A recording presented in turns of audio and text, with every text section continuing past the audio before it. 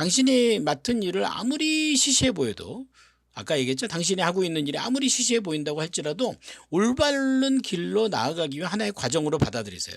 궁극적인 목표를 향해 전진해. 한꺼번에 되는 일은 없어요. 그리고 매사에 다음과 같이 자문함으로써 자신이 행하는 모든 일을 평가해요. 이렇게 해요. 이것이 나의 목표를 이루는데 도움이 되겠는가? 이렇게 물어보는 거예요. 지금 한 단계 한 단계 가고 있거든요. 한 단계 한 단계 이렇게 올라가고 있죠. 예. 사실 이게 가장 건강하고 올바른 사업입니다. 예. 갑자기 이렇게 되는 일, 그런 일은 없게 되는 거예요. 근데 이게 쌓기 위해서 한 단계 한 단계 올라갈 때 질문을 하라는 거예요. 뭐예요? 내가 여기에 올라가는 것이 나의 목표를 이루는데 도움이 되는가 안 되는가. 내가 여기 목표를 이루는데 이 오늘의 내가 필요한가 안 필요한가. 이거 필요한 거예요. 그 대답이 NO라고 한다면 그 일을 취소하라. 대답이 YES다. 그러면 진행하도록 해라. 한 가지 분명한 것은 우리가 단번에 커다란 성공을 거둘 수는 없다는 거예요. 그래서 한 번에 한 걸음씩이죠. 예, 한 걸음씩 목적지에 접근하게 된다. 그러므로 훌륭한 계획을 달성하려면 매월 할당량을 정해주는 것이 좋다. 자기 자신을 점검, 피드백하라. 더욱 유능한 존재가 되기 위해 자신이 해야 되는 일을 구체적으로 결정하라. 이거 나오는 거죠. 내가 무엇을 해야 될지. 그러니까 여기서는 역할이라는 게 굉장히 중요하다는 거예요. 역할을 결정하라. 제가 그 얘기했죠. 내가 누구로서 누구에게 무엇을 어떻게, 이게 무엇보다 가장 중요하다는 겁니다. 자, 마무리를 좀 해볼까요? 1인 기업에 크게 생각하는 법, 1인 기업들이 성공하기 위해서 크게 생각하는 방법, 이 책에 나온 내용으로 정리한 겁니다. 첫 번째, 성공과 변명은 반비례한다는 거죠. 제가 이렇게 1인 기업 문의하러 오고 상담을 받다가 바빠서 못하고요. 못하고요. 이렇게 이유를 대시는 분들이 있어요. 근데 제가 특정해서 누구라고 얘기하지 못하는데 그런 분들의 공통점이요. 진짜 저를 5년 뒤에 다시 만나요. 그분은 그래요. 이게 좀 정해지고 한가하면 할게요. 그분의 인생에 한가한 인생은 안 생겨요. 근데 이런 분들이 계세요. 제가 지금 너무 바빠요. 그래요? 그래서 할게요. 지금 이번에 시작하신 분이 그 용산에서 부동산 하시는 분이 굉장히 바쁘신 분이에요. 근데 그분이 왜 1인 기업을 시작했냐고요? 왜요? 바빠서. 여러분, 바빠서 못하는 사람과 바빠서 하는 사람 누가 성공할 것 같습니까? 그래서 성공과 변명은 반비례하는 거예요. 성공을 올리려면 변명을 줄여야 됩니다. 못하는 이유를 줄여야 됩니다.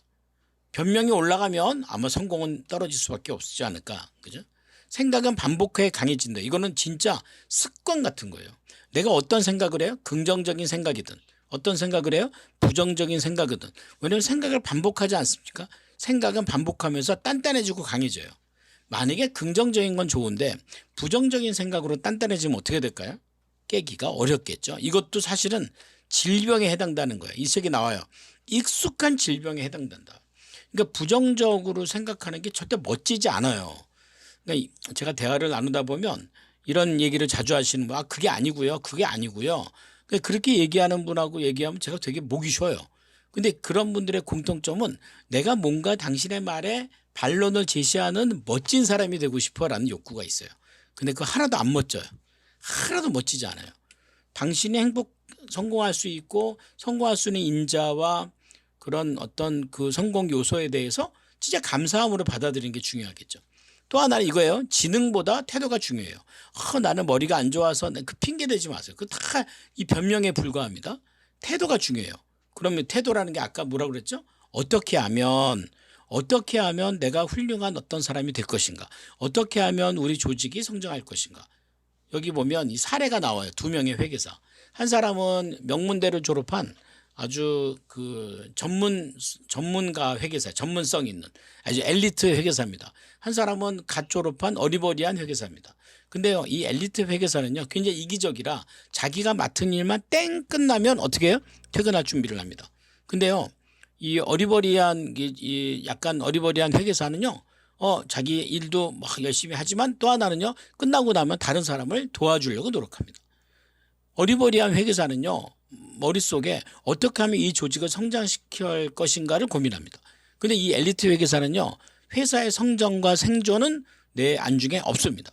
만약에 이제 연말에 평가를 통해서 이 회계사 중에 한 명을 승진시키려고 할 때 여러분 같으면 누구를 승진시켜 주겠습니까? 어리버리하지만 회사의 발전을 위해서 내가 할 일이 끝나고 누군가 일을 돕기 위한 그런 태도가 있는 사람일까요? 아니면 자기 일만